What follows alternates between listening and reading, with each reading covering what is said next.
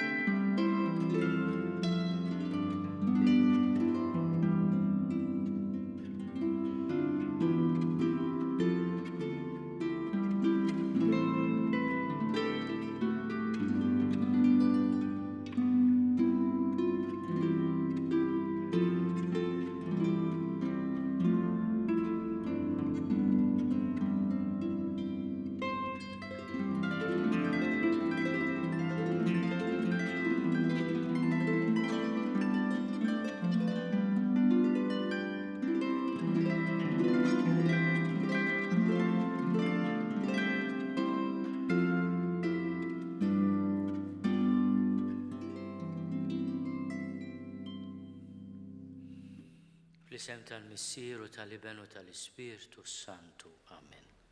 Il-paċi magħkom.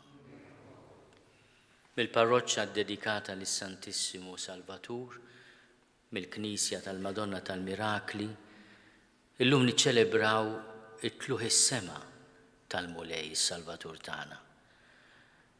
Aħna bil-Malti nużaw kelma antika li ġejja mill-Grik, lapsi, għaliex bil-Grik din hija analapsis, it-tluħ, hija l-ascensjoni tal-Mulej. Il-Mulej jiġbidna lejn il-ġenna, għax dik ħejja għalina, l-infern ma ħalqux għalina. Aħna kultant inħaffru bjar imxaqqa li ma jżommux ilma. Imma l-Mulej jixtieq jisqina it-taffilaġġ tagħna. U għalhekk b'dawn il-ħsibijiet ejjew nitolbu maħfra ta' kemm il-darba mersaqniex lejh imma tbetna minnu. Nistqarra Alla li jista' kollox u lilkom ħuti li jien għadni btħafna bil-ħsieb, bil-kliem, bil-emil u billi ħallejt mirjieti ħtija tiegħi, ħtija tiegħi, bl-akbar ħtija tiegħi. Għalhekk nitlob lill-Imqazza Marija dejjem Verġni, lill-anġli l-qaddisin kollha u lilkom ħuti biex titolbu għalija lill-Mulej Alla tagħna. Jeħenna lina Alla li jista' kollox, jaħfrilna dnubietna u jwassalna l-ħajja ta' dejjem. Glorja l-Alla fil-għoli ta' smewiet u paċi fl-art lil bnedmin ta' rida tajba. Infaħruk, imberkuk, nadurawk, natuk ġieħ. Irrodulek ħajr għal glorja kbira tiegħek. Mulej Alla, Sultan tas-sema, Alla Missier li tista' kollox. Mulej Iben waħdini Ġesu Kristu. Mulej Alla, ħaruf talla bin il-Missier. Int li tneħħi d-nubiet tad-dinja ħenna lina. Int li tneħħi d-nubiet tad-dinja ilqa' t-talb tagħna. Int li qiegħed fuq il-lemin tal-Missier ħenna lina. Għaliex int waħdek Quddies, int waħdek Mulej, int waħdek il-għoli Ġesu Kristu mal-Ispirtu Santu fil-glorja tal-Missier Alla. Amen. Nitolbu. O Alla li tista' kollox għamel li b'ferħ Quddies inroddulek ħajr. Għax Kristu ibnek bit-tluħ tiegħu fis-sema imexxina bla qiegħda l-qudiem fit-triq tagħna lejk. u jimlina bit-tama li aħna il-ġisem tiegħu għad naslu wkoll għal dik il-glorja li fiha daħalu ir-ras tagħna. Ibnek Ġesu Kristu Sidna li hu Alla u miegħek jgħixu jsaltan flimkien mal-Ispirtu Santu għal dejjem ta' dejjem.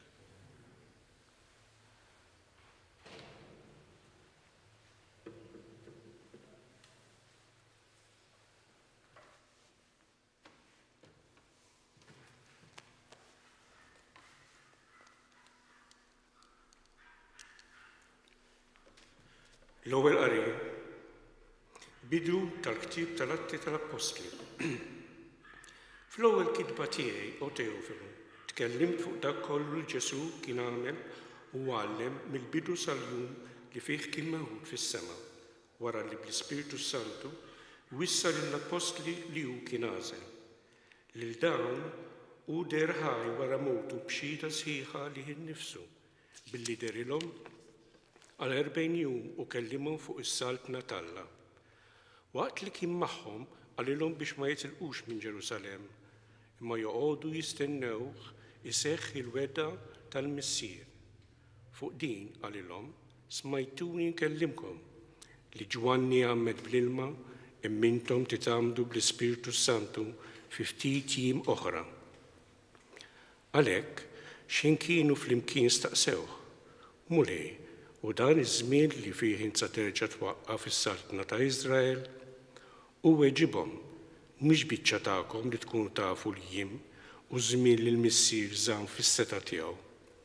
Imma intom tiksbu qawwa meta jiġi fuqkom l-Ispirtu Santu u tkunu xhieda tiegħi f'Ġerusalemm, fil-Ludija kollha u s-Sammarija u sat-tuluf fil-art. Wara li qal dan kien meħud il-fuq waqt li huma kienu jħarsu leħ u sħaba ħaditulhom minn quddiem għajnejhom. U tila l-fuq huma kienu jħarsu b'għajnejhom ċassati lejn is-sema. Meta f'daqqa waħda ġew ħdejhom żewġ irġiel bil-bies abjad li qalulhom: Irġiel tal-Galilija, x'intom tħarsu lejn is-sema? Dan Ġesu li ttieħed minn magħkom lejn is-sema hekk qed jerġa' jiġi kif rajtuh sejjer. Il-kelma tal-mlejn. Salm responsorjali. Tela l-mulej bajjat ta' ferħ, il-mulej bit-taq ta' trombi. Flimkien? Tela l-mulej bajjat ta' ferħ, il-mulej bit-taq ta' trombi. ċaċċu idejkom intom ġnus kollha, ifirħu balla, għajtu u għollu leħinkom, għax il-mulej il-oli u tal-biża' u s-sultan kbir fuq l-art kollha. Flimkien, tela l-mulej bajjat ta' ferħ, il-mulej bid-daq ta' trombi. Tela l-mulej bajjat ta' ferħ, il-mulej bid-daq ta' trombi. Għannu l-mulej, għannu l-sultan tagħna, għannu. Flimkien, tela l-mulej bajjat ta' ferħ, il-mulej bid-daq ta' trombi. Għaxu s-sultan tal-art kollha, għannu bis-sena lill-Alla, isaltan Alla fuq il-ġnus kollha. Alla qiegħed fuq it-tron imqaddes tiegħu. Flimkien, tela l-mulej bajjat ta' ferħ, il-mulej bid-daq ta' trombi. Tieni qari. Qari mill-Littra ta' San Pawlu Apostlu lill-Efesin. Ħuti. Alla ta' Sidna Ġesu Kristu, il-Missier tal-Glorja, jagħtikom spiritu ta' erf u rivelazzjoni biex tarfuh u dawlilkom l-għajnejn ta' qalbkom biex tarfuh x'inhi id-dama tas-sejħa tagħkom, x'inhu l-għana tal-glorja tal-wirt tiegħu mal-qaddisin u x'inhu l-kobor bla qies tas-seta tiegħu fina li hemm minna skont il-ħila tal-qawwa kbira tiegħu li wera fi Kristu meta qajmu mill-imwiet u qiegħdu fil-lemin tiegħu fis-smewiet il-fuq minn kull saltna u seta, minn kull qawwa u minn kull ħakma, il-fuq minn kull isem li jissemma mhux biss żmien ta' issa imma wkoll għal ġej. U qiegħed kollox taħt riġlejh u għamlu ras fuq il-Knisja kollha li l-ġisem tiegħu il-milja ta' dak li jimla kollox f'kollox. Il-kelma tal-mulej. Irroddu ħajr lillah.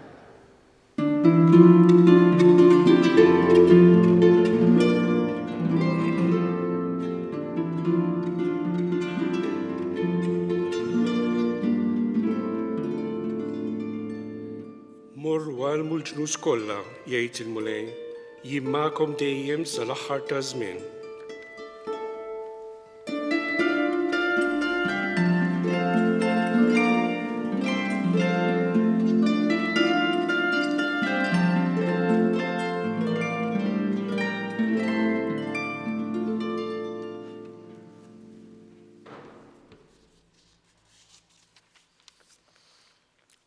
Il-mulej ma'kom. Eluq tal-Evanġelju skont San Mark. F'dak iż-żmien, Ġesu wera ruħu lil-11 u qalilhom: Morru fid-dinja kollha, xandru l-bxara tajba lil ħolqien kollu. Min jemmenu jitgħammet isalva, iżda min ma jemminx ikun ikkundannat. U dawn huma l-mirakli li jsieħbu lil dawk li jemmnu. F'ismi jkeċċu xjaten, jitkellmu bil-sna ġodda, jaqbdu s-srieb b'idejhom, u jekk jixorbu x-xorb li jġib il-mewt ma jagħmlilhomx ħsara. Iqegħdu jdejhom fuq il-morda u dawn ifiequ. U hekk il-mulej Ġesu wara li kellimhom kien imtella fis-sema u qagħad in-naħa tal-lemin ta' Alla. Huma mbagħad marru jippritkaw kullimkien. Il-mulej kien jaħdem magħhom u jwettaq il-kelma bil-mirakli li kienu jsiru magħha. Il-kelma tal-mulej.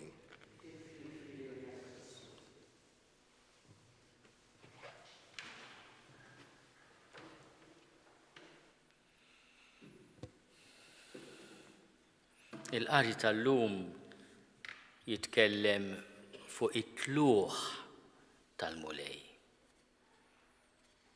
Imma ma jitkellimx fuq it-tluq tiegħu. It-tluħ tal-mulej hija l-glorja ta' Kristu rxoxt. Fir-rakkont li għandna mill-kitbiet ta' San Luqa, l-Evanġelista, nifhmu li biex ikun hemm xhieda tal-qawmin tiegħu mill-imwiet għal 40 jum sħaħ il-mulej der lid-dixxipli tiegħu iqawwihom fil-fidi li kienet dgħajfa u jagħmel minnhom xhieda tal-qawmin tiegħu mill-imwiet u tal-glorja tiegħu. Ma fl-istess ħin qed jippreparahom biex ikunu huma li jkomplu il-missjoni tiegħu fuq l-art. U jwedhom il-qawwa tal-Ispiritu Santu. Xi ħaġa li aħna se niċċelebraw b'fer kbir il-ħadd li ġej fejt il-50 jum wara l-Għid. Il-ġrajja tal-lum hija marbuta mal-40 jum wara l-Għid. Tradizzjonalment l-absi kien jaħbad il-ħamis. Il-ħamis li għadda kien propju l-40 jum wara l-Għid. Fi żminijietna f'ħafna pajjiżi din il-festa ma nagħmluhiex il-ħamis imma nagħmluha il-Ħadd ta' wara bħallum. Irġiel tal-Galilja x'intkom tħarsu lejn is-sema. Dan Ġesu li kien meħud minn magħkom lejn is-sema għad jerġa' jiġi kif rajtuh sejjer. Meħud minn magħkom ma xi tfisser din? Ġifieri Ġesu m'għadux magħna. Il-Vanġelu ta' San Mark, l-iqsar Vanġelu, l-Vanġelu forsi l-iżjed antik, jitkellem dwar l-aħħar messaġġ ta' Ġesu lid-dixxipli. Jagħtihom lista ta' eġubijiet li se jissieħbu lil dawk li jemmnu. Aħna l-Maltin xhieda ta' dawn l-eġubijiet li għamel l-Apostlu Pawlu f'isem Ġesu fostna. Il-kelma ta' Pawlu kienet imqawwija, imsieħba minn dawn is-sinjali. Iqegħdu idejhom fuq il-morda u dawn ifiequ, jaqbdu is-srieb b'idejhom. Imma il-mulej ikompli jaħdem mad-dixxipli. U fit-tieni qari smajna tixbieha li l-Knisja tuża ħafna fit-talb tagħha llum, ġejja mill-Apostlu missierna, li Ġesu ar-ras tal-ġisem li waħna il-Knisja. Aħna il-Knisja l-poplu li jemmen f'Ġesu, aħna il-ġisem tiegħu. Imma huwa r-ras, ir-ras li qiegħda fil-glorja tal-missier, kell-moħra għal dil-glorja hija qiegħed fuq il-leminija tal-missier. Dak huwa espressjoni antika tal-fatt li Kristu rxoxt qiegħed fil-glorja mal-missier. Imma fl-istess ħin aħna l-ġisem tiegħu se nkomplu l-missjoni tiegħu fuq l-art. Qiegħed magħna għax il-ġisem mhux bla ras u r-ras mhux bla ġisem. Ir-ras u l-ġisem ħaġa waħda. U għalhekk nifhmu li din il-festa hija importanti ħafna lina biex nifhmu dak li Ġesu jgħid. Kull ma għamiltu ma l-iżgħar fost dawn ħuti, għamiltuh miegħi. Għax jien jekk għandi dieħes ma nkunx komdu, tgħidli mhux qed tiġak rasek, imma jekk hemm parti tal-ġismi li mhix komda, jiena m'iniex komdu. U anke Ġesu. Dak li jingħad li jsir lil parti minn ġismu meqjus magħmul lilu. Anki l-Apostlu missierna, meta derlu fit-triq ta' Damasku ma qallux għalfejn qiegħed tippersegwita d-dixxipli tiegħi, le ma qallux hekk. Qallu Sawl, Sawl, għaliex qiegħed tippersegwitani? Min jaf kemm ħaseb dwarha dik il-kelma l-Apostlu missierna u fehem li dak li kien qiegħed jagħmel lid-dixxipli ta' Ġesu kien qiegħed jagħmlu lil Ġesu. U allura di tabbina b'naqra b'responsabbiltà dak li nagħmlu l-xulxin, kif nittrattaw il-xulxin. Ġesu jqisu qed titratta lilu direttament. It-talim tal-Papa li aħna l-koll ulied tal-istess missier. Aħna parti mill-ġisem ta' Ġesu. U allura jekk ir-ras tagħna, r-ras ta' dan il-ġisem li huwa l-Knisja, hija tixbieha. Qiegħda l-ġenna fil-leminija tal-missier. Il-ġisem kollu dak hu l-passaport tiegħu, dik hi l-identity card.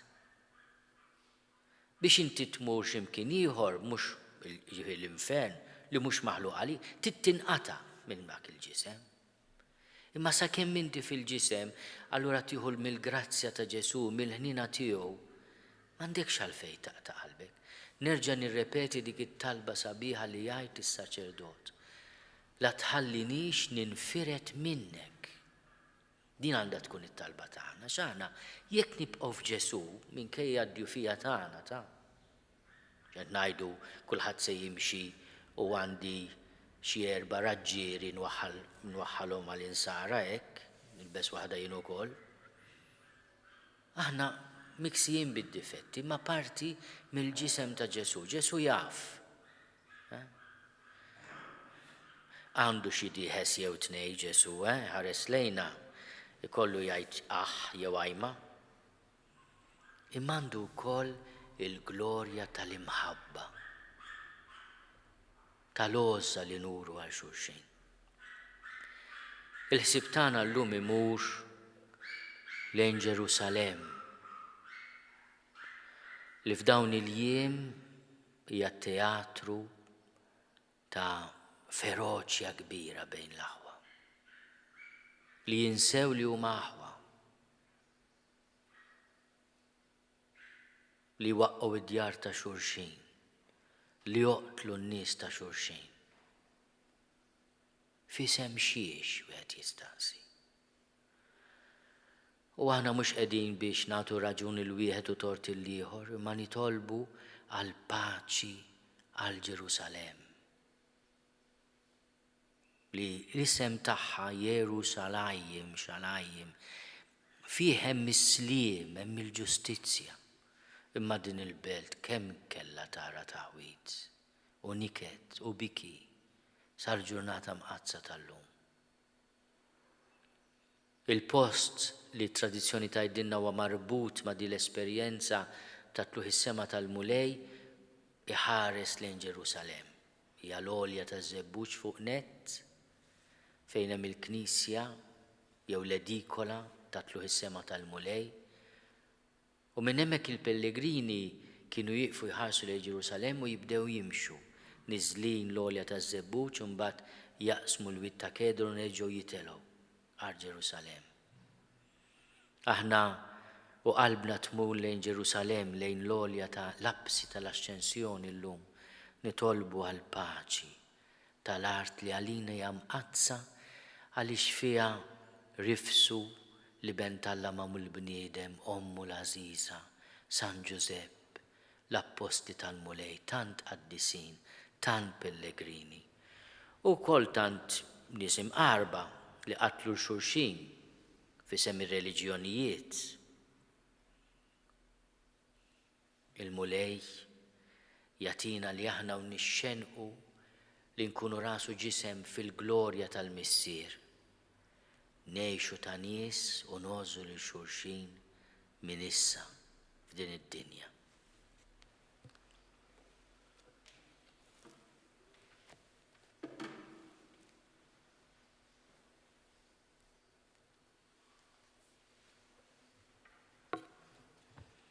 Jiena nemmen falla wieħed il-missier li jista' kollox li ħalaq is-sema u l-art, dak kollu li jidher u dak li ma jidirx.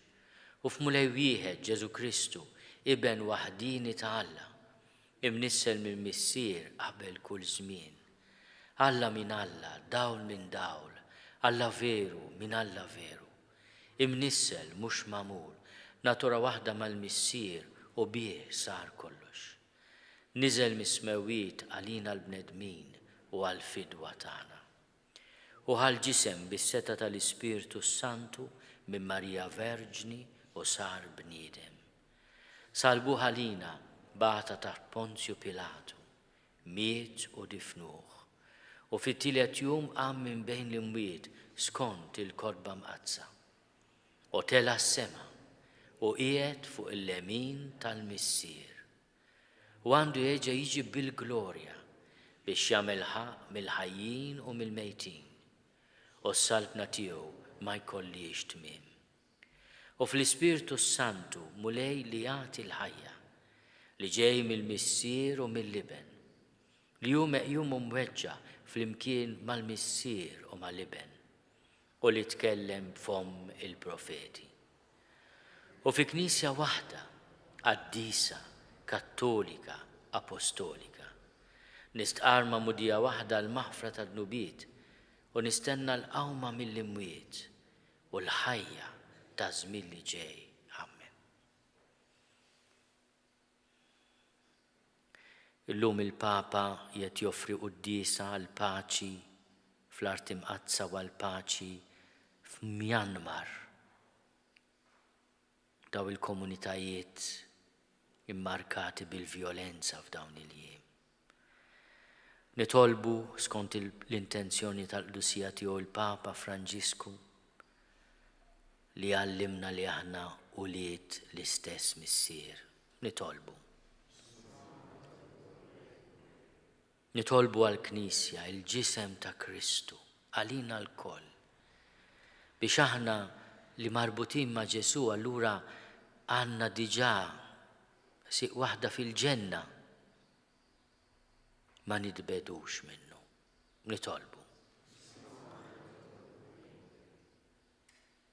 Nitolbu għal min għandu qalbu maqtuwa fil-ħajja.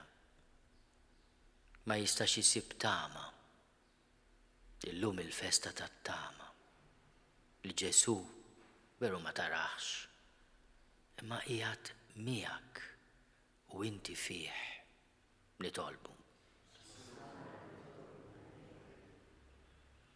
Nitolbu għal ħutna l-morda, l-frontliners kollha, għal morda fir-residenzi tal-anzjani f'dawk ta' riabilitazzjoni, għal membri u residenti tal-faċilitajiet korrettivi f'Malta madwar id-dinja biex din il-festa li terfanna lubna lejn is-sema ikollhom il-faraġġ tal-imħabba ta' Alla u tal-ħnina tiegħu nitolbu. Nitolbu għal ħutna l-mejtin li fil-laqgħa tagħhom ma' Ġesu rawh wiċċ imbiċċ biex il-mulejħenna l-jom u jagħtihom il-mistrieħ ta' dejjem. Nitolbu. U nitolbu l-interċessjoni tal-Madonna. Din il-Knisja nitolbuha taħt it-titlu sabiħ Madonna tal-Mirakli. Biex hi bħal mamlet f'Kana li tinkwieta għalina taqlanna mingħand Ġesu bina il-grazzi li neħtieġu. Nitolbu. Nitolbuk mulej tilqa' talb tagħna. U bl-interċessjoni ta' ommok ta' Sitna Marija tatina dak kollu li għandna bżonn fir-ruħ u fil-ġisem. Bi Kristu Sidna.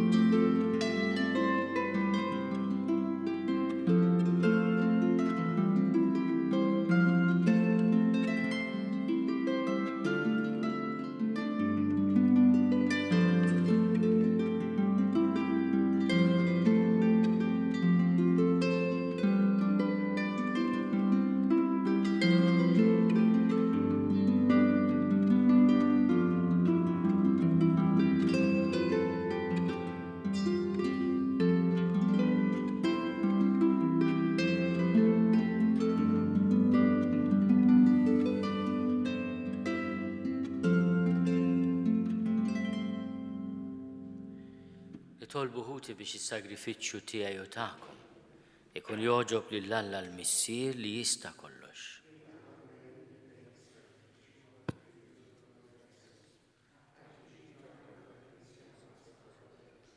Fiċ-ċokontana mulej se nofrulek is-sagrifiċċju tal-fidwa. Aħna u nagħtu ġieħ lil-libnek fit-tluħ tiegħu fis-sema.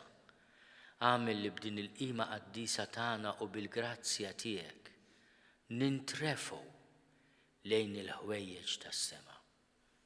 Bi Kristu Sidna. Il-mulej magħkom. Nerfgħu qlubna l fuq. Niżuħaj il-mulej Alla tagħna. Sewwa xieraq tas-sew mulej missier Quddies. Alla ta' dejjem li tista' kollox. Tajjeb u taġi tas-salvazzjoni tagħna li dejjem u kullimkien inroddulek ħajr. Għax il-mulej Ġesu, is-Sultan tal-Glorja, rebbieħ fuq il-mewt u d-dnub, illum fost il-aġeb tal-anġli, tela fl-ola ta' smewiet, bħala l-medjatur bejn Alla u l-bniedem, l-imħallef tad-dinja u l-mulej tal-eżerċti. U tela, mhux biex jitbiegħed miċ-ċokontana, iżda biex aħna il-membri tiegħu inqawwu qalbna li aħna wkoll għad immorru warajh fejn mar qabilna hu ir-ras u l-bidu tagħna. Għalhekk f'dan il-feħ tal-Għid imxerret ma' kull imkien fid-dinja.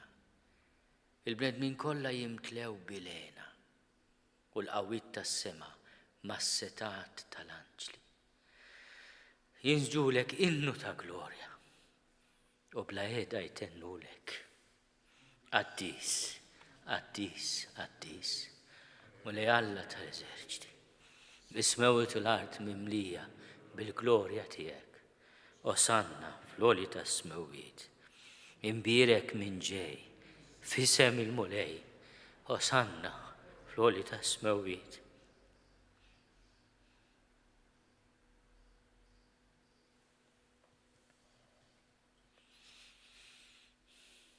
Qaddis tas-sewint mulej, inti l-għajn ta' kull qudusija. Qaddis għalhekk nitolbuk dawn l-offerti bil-barka tal-Ispirtu tiegħek biex isiru għalina il-ġisem u d-demm ta' Sidna Ġesu Kristu.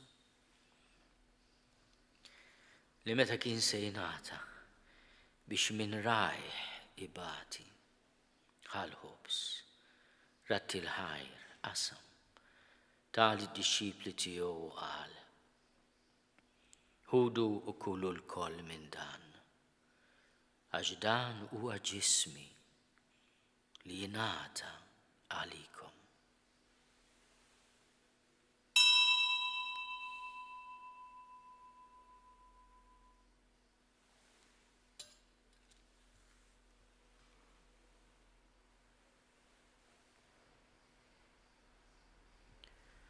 Ekku kol wara l-ikla ħal-kalċi, reġa' ratti l-ħajr. Tali d-disċipli tiegħu qal: Ħudu u jxorbu minnu l-koll. Għax dan huwa l-kalċi ta' demmi tal-patt il-ġdid li jibqa' għal dejjem. Id-demm li jxerret għalikom u għall-bnedmin kollha għall-maħfra ta' dnubiet. Għamlu dan tifkira tiegħi.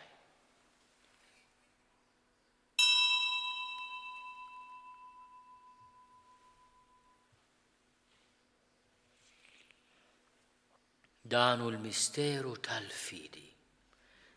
Nħabbru l-mewt tiegħek mulej, inxandru bil-ferħ il-qawmien tiegħek, nistennewk sa ma tiġi fil-glorja.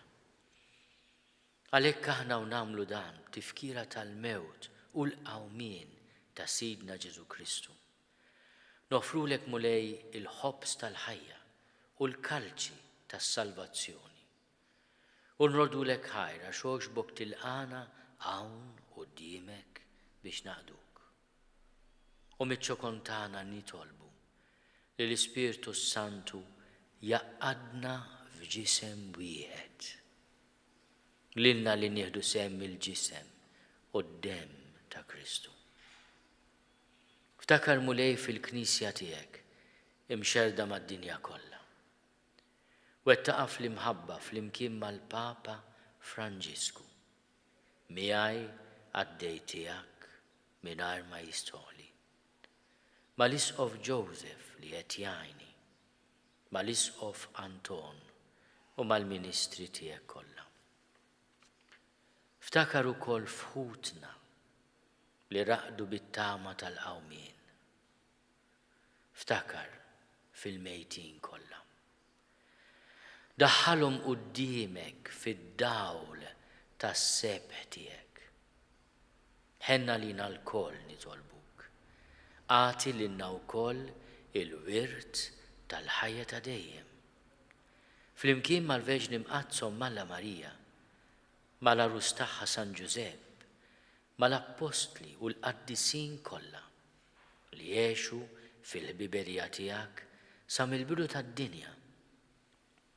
Għamel li magħhom infaħruk u nsebħuk b'Ġesu Kristu ibnek. Bi Kristu, ma' Kristu u fi Kristu. Jingħata lilek Alla missier li tista' kollox flimkien ma l-Ispirtu Santu, kull ġieħu glorja għal dejjem ta' dejjem. Ejjew nitolbu. Kif għallimna u ridna nagħmlu liben ta' Alla Ġesu għas-salvazzjoni tagħna, missierna li inti f'ismowiet jitqaddes ismek, tiġi saltnatek, ikun li trid int kif is-sema egda fl-art. Ħobżna ta' kuljum għatina llum. Aħfrinna dnubietna bħalma naħfru lil minnu ħati għalina. La ddaħħalniex fit-tiġrib, iżda eħlisna mid-deni. Eħlisna nitolbuk mulej minn kull deni. Għatina fit-tjiebol ħina tiegħek il-paċi fi żmienna. Biex nkunu ħielsa dejjem mid-dnub u mħarsa minn kull inkwiet. Aħna u nistennew u nittamaw ilena u l-miġja tas-Salvatur tagħna Ġesu Kristu. Mulej Ġesu Kristu li għadt lill-apostli tiegħek. Inħallilkom is-sliem, natikom is-sliem tiegħi. La tħares lejn dnubietna. Iżda ħares lejn il-fidi tal-Knisja tiegħek. Għatija slimu l-għaqda li int trid fiha, int li tgħixu s-saltan għal dejjem ta' dejjem. Il-paċi tal-mulej tkun dejjem magħkom. Għatu l-paċi lil xulxin.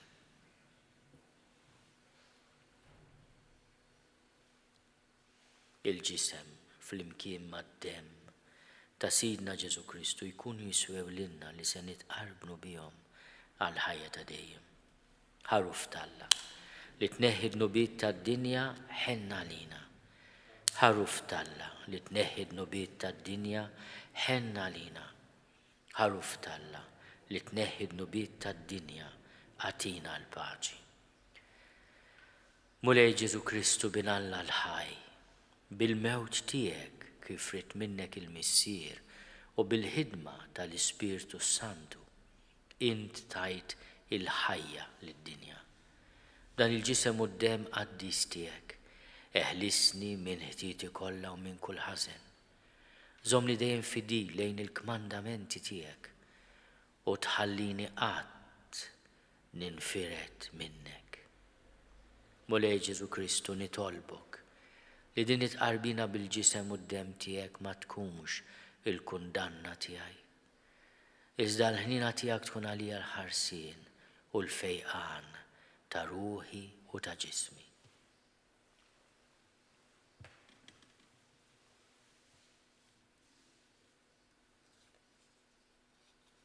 Danu l-ħaruf ta' Alla. Danu li jneħħi d-nubiet tad-dinja. Ħenjin dawk li huma mistiedna għall-ikla tal-ħaruf. Mulej ma jistoqlix li tidħol taħt is-saqaf tiegħi. Iżda biss kelma waħda u ruħi tkun infejja.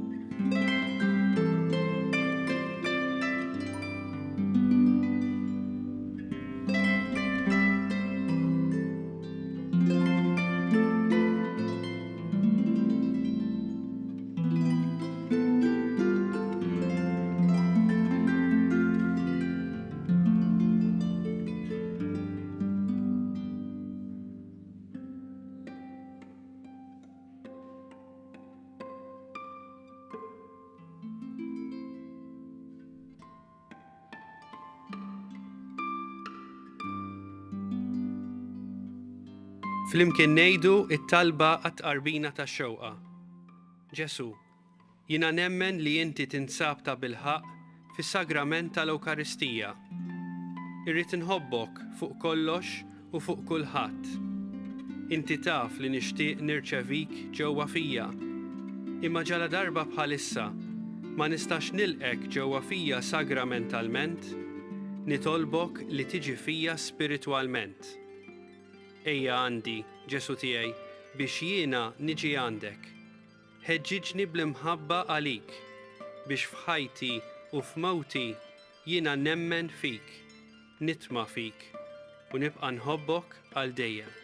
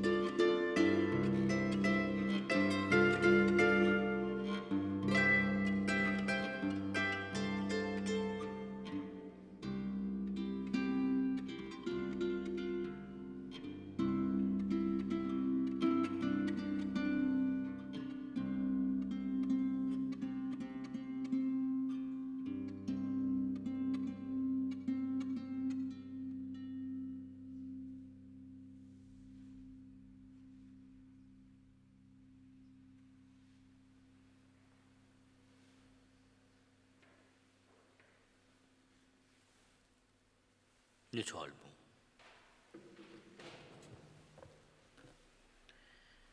U Alla ta' dejjem li tista' kollox għalkemm għadna fuq din l-art.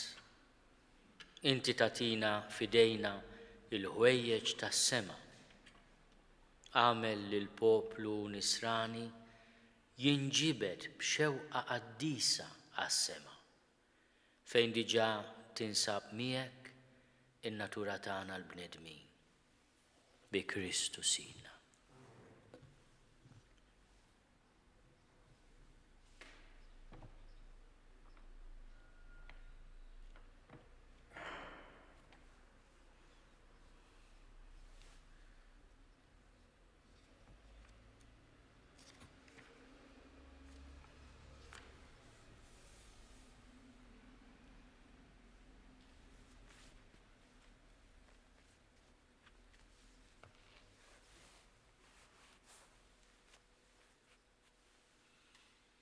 Il-mulej ma'kom.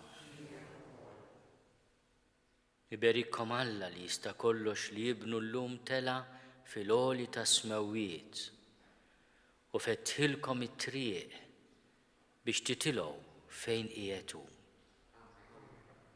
Jagħtikom il-mulej li bħalma Kristu rxuxtat wera lilu nnifsu bid-der lid-dixxipli tiegħu. Hekk ukoll meta jiġi bħala mħallef juri ruħu lilkom għal dejjem fis-sliem. Bħalma temnu li hu qiegħed fil-glorja fil-leminija tal-Missier, tifirħu wkoll li tħossuh magħkom dejjem sal-aħħar ta' żmien skont il-weda tiegħu. U jberikkom Alla li jista' kollox, il-Missier u l-Iben u l-Ispirtu Santu. Morru fil-paċi ta' Kristu.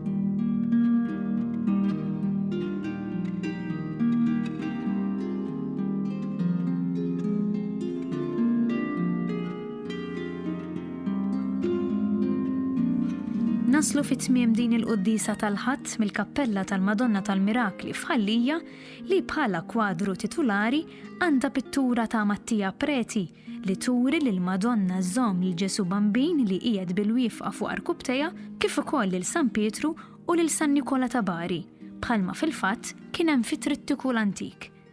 Fuq talba tal-Gran Mastru Nikola Kottoner, fil-kwadru ddaħħal ukoll l-Arkanġlu Rafel li jinsab arkubtejh fin-nofs tal-kwadru għaliex hu il-Gran Mastru Rafel kien miet fil-1663. Infakkarkom li min jixtieq jordna il-5 volum tal-ktieb Kelma ta' Ħabib bid-diskorsi tal-Arċisqof huwa mħeġġeġ jidħol fuq il-website knisja.mt/kelma ta' ħabib. Il-ktieb jintbatilkom direttament id-dar matul dan ix-xahar. Nawguralkom il-Ħadd it-tajjeb.